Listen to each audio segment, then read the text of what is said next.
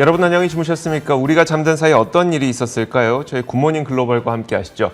자, 먼저 오늘은 저희가 아주 특별한 시간을 마련했습니다. 잠시 후 6시 35분 저희 프로그램의 마지막 코너를 통해서 미국 주식에 미치다 장우석 본부장이 출연을 해서 투자자들이 주목해야 될 5개의 기업을 공개해 주신다고 합니다. 자, 어떤 기업들이 포함이 됐는지 저희와 함께 오늘도 프로그램 끝까지 시청해 주시길 바라겠습니다. 자, 그렇다면 지난 금요일 미국 증시가 어떻게 마감됐는지부터 살펴보도록 하겠습니다. 자, 오늘은 5월 31일로 5월의 마지막 날이긴 한데요. 오늘 밤 미국 시장은 메모리얼 데이로 휴장을 하게 됩니다. 그렇기 때문에 지난주 금요일로 미국 시장은 5월장이 모두 다 마무리가 됐고요.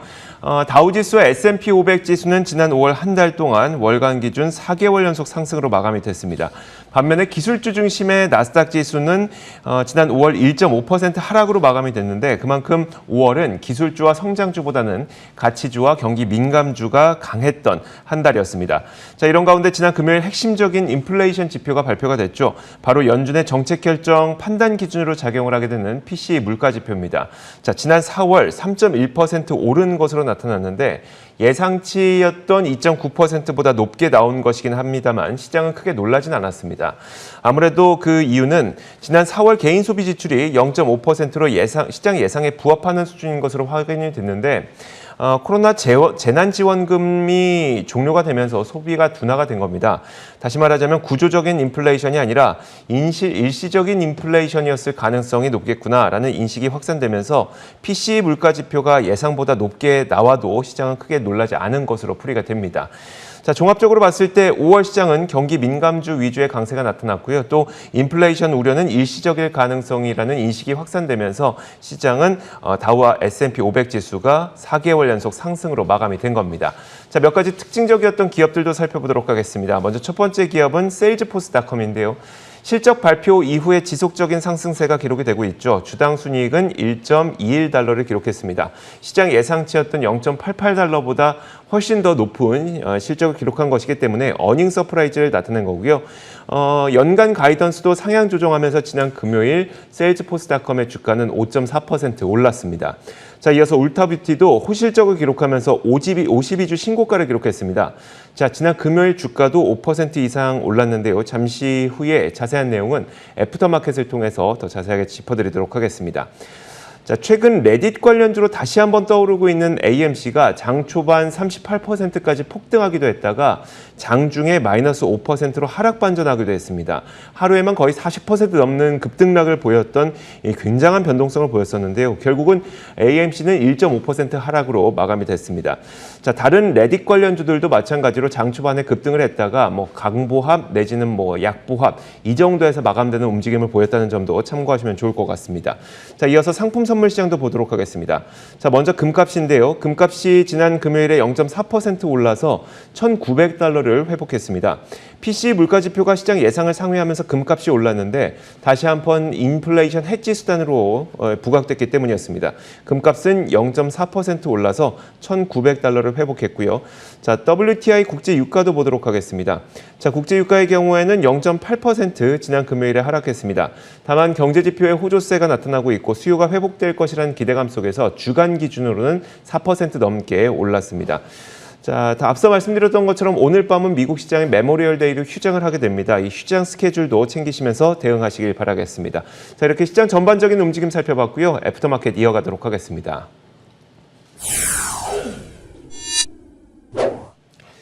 자, 애프터마켓입니다. 오늘도 로제타 투자자문 US 백조스탁 운용본부 최진석 본부장과 함께하겠습니다. 어서 오세요. 안녕하십니까. 네, 안녕하세요. 자, 키워드 한번 살펴보겠습니다. 첫 번째 키워드부터 공개하도록 하죠. 자, 첫 번째 키워드는 바로 이겁니다. 인플레 예방주사. 일단 그 인플레 예방주사라고 하니까 지난 금요일에 나왔던 PCE 물가 지표와 관련된 어떤 내용이 나오지 않을까 싶은데 맞을까요?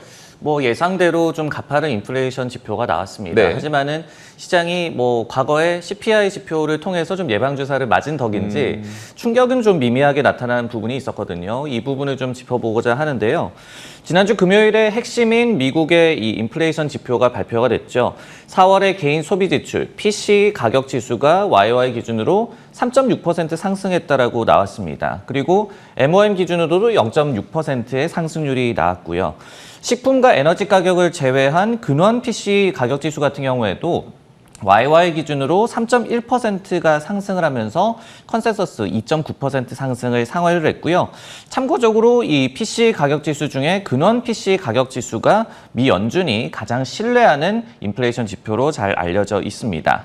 앞서서 노동부가 발표했던 4월의 CPI가 4.2% 상승을 했었고 근원 CPI도 3% 상승을 하면서 인플레이션 가속화 공포가 고조된 바가 있었는데요. 이번에 또 한 번의 좀 가파른 인플레이션을 입증하는 지표가 발표됐다라고 보여집니다.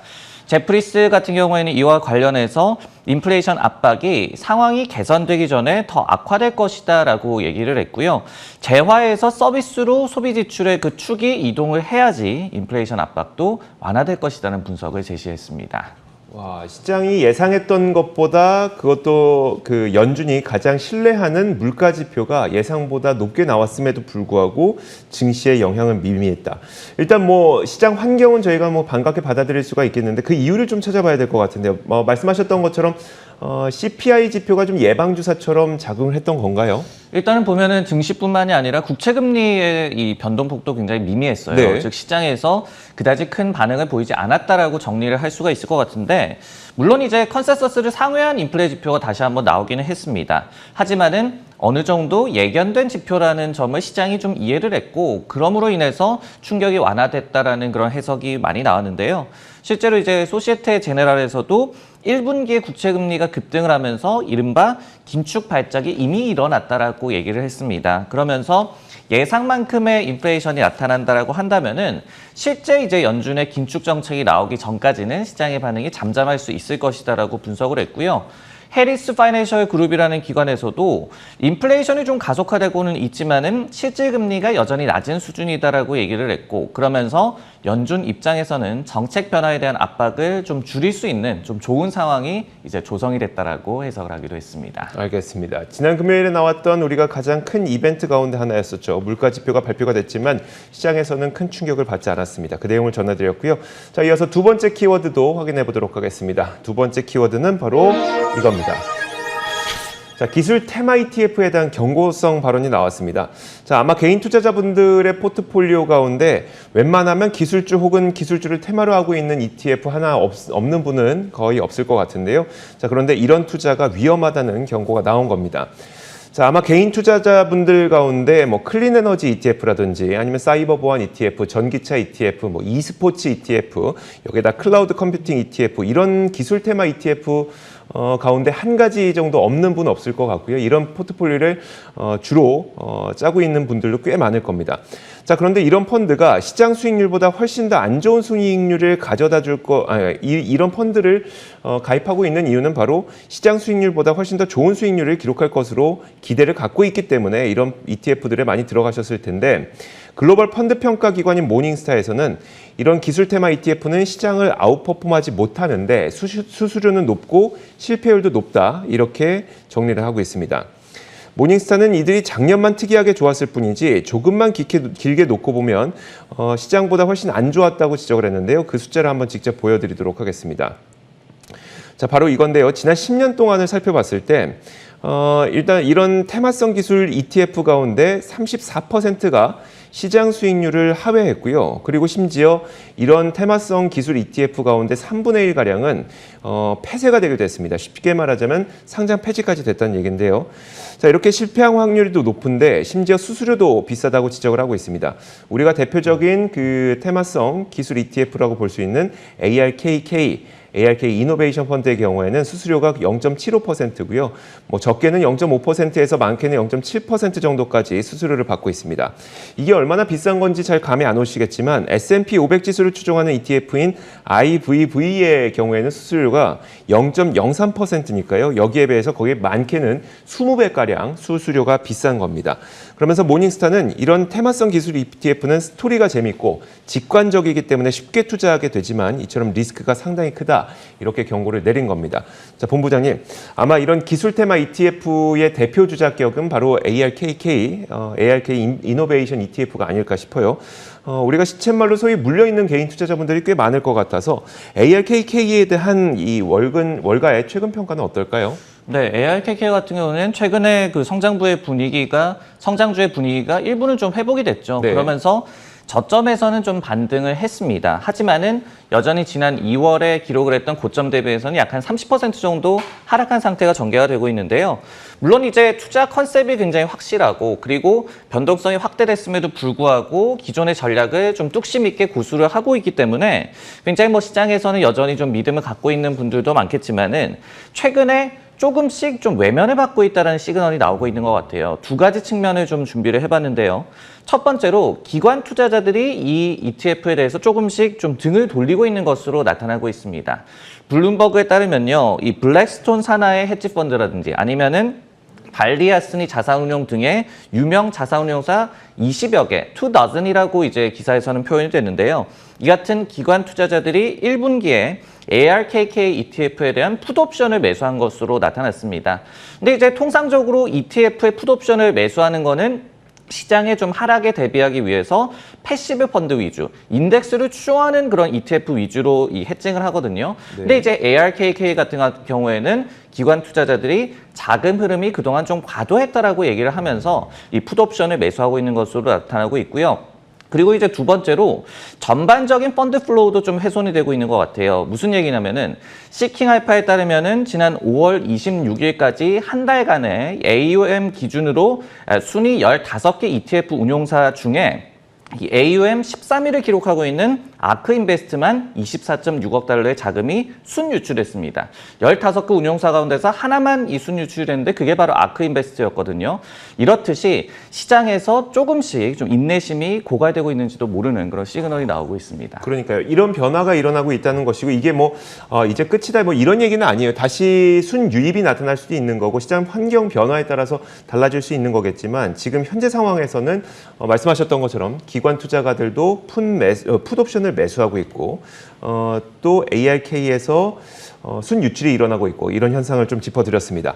자, 이렇게 두 번째 키워드까지 살펴봤습니다. 이어서 세 번째 키워드도 공개해드리도록 하겠습니다. 세 번째 키워드는 바로 노마스크는 풀매다라는 키워드를 꼽아주셨어요. 바로 옆에 이제 울타부티의 그 이미지도 있고요.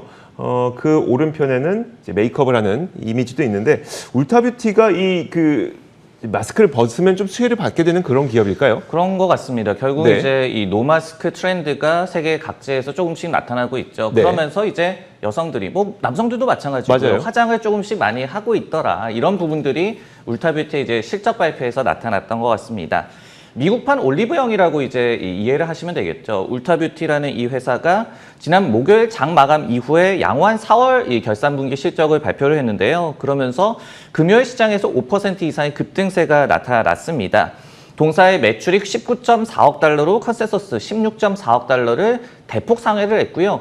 EPS 같은 경우에도 4.1달러로 나오면서 컨센이었던 1.9달러보다 훨씬 좋은 그런 결과가 나왔습니다. 그리고 이 회사에서 FY21년에 대한 가이던스도 상향 조정을 했어요. 동일 매장 매출 증가율을 기존에는 15에서 17%를 점치던 것을 23에서 25%로 이제 올렸고요. EPS 컨센서스 가이던스 역시도 상향 조정하면서 더욱더 전망이 밝아졌음을 알렸습니다. 경영진에서는 이 소비 심리가 개선됐고 그리고 경제활동 제한 조치 완화 등이 한 해 초반에 호시적을 견인했다라고 자체적인 평가를 내렸고요. 실제로 이제 1분기에 동일 매장 매출이 YOY 기준으로 무려 65.9%나 증가를 했는데 팬데믹 이전인 이 19년 회계연도와 비교를 하더라도 네. 7% 증가세를 이번에 기록을 하면서 팬데믹 여파를 거의 다 극복을 했음을 이번에 입증을 했습니다. 와, 최근에 이제 에스티로더는 메이크업 부문이 좀 부진했다라는 소식과 상반되는 느낌이거든요. 주요 IB들의 이 반응은 어땠을까요? 일단은 울타뷰티의 이번에 실적 발표에 대해서는 대체로 좀 긍정적인 반응들이 많이 나왔어요. 네. 예를 들어서 에버코어 같은 경우에는 아웃퍼폼 의견과 목표 주가 375달러를 그대로 유지를 하면서 메이크업 부문이 이제 변곡점에 근접을 하고 있다라고 얘기를 했고 그리고 정상 근무를 사람들이 좀 많이 하고 있기 때문에 이 부분에 좀 수혜를 받을 수 있을 것이다라고 분석을 했습니다. 그리고 이제 도이체방크 같은 경우에는 목표 주가를 365에서 410달러로 올리면서 그 당시 기준으로 이제 월가 최고 목표 주가를 제시를 했는데 그리고 거의 곧바로 더 스트릿에 따르면은 바클레이즈가 452달러를 제시를 하면서 이 경신을 했는데요. 그러면서 여성들의 삶에서 뷰티의 힘이 그만큼 강력하다는 점을 증명했다라고 해석을 했습니다.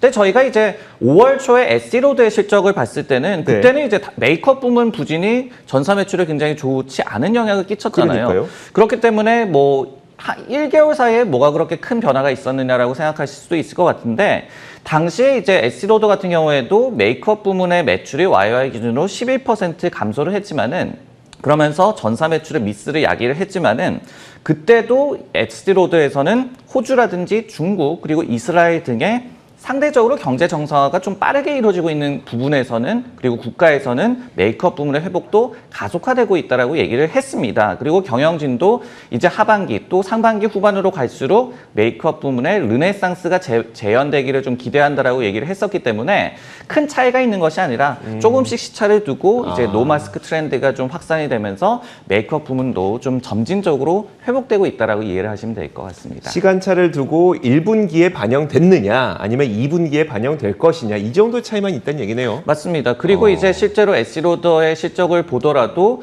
이 마스크를 좀 안 쓰고 그리고 백신이 많이 보급이 된 나라에서도 만약에 그런 부분이 좀 입증이 안 됐다라면 우리가 더욱더 우려를 키울 수는 있겠지만은 그때 이미 그런 부분을 일부는 저희가 확인을 했었고 네네. 그리고 울타뷰티의 실적에서도 또 한 번 좀 그 부분을 확인할 수 있었던 것 같습니다. 심지어 이제 그 에스티로더의 경우에는 뭐 맥이라든지 바비 브라운이라든지 이제 색조 화장의 강점을 갖고 있는 굉장히 진하게 화장하는 예쁜 화장품이 네. 있잖아요. 그런 것들도 갖고 있기 때문에 메이크업은 그러니까 마스크를 벗었을 때 또 많이 활용하게 되는 브랜드들도 많이 갖고 있습니다. 시차를 두고 아마 적용이 되지 않을까 싶어요. 자, 지금까지 로제타 투자자문 최진석 본부장과 함께 이야기 나눠봤습니다. 고맙습니다.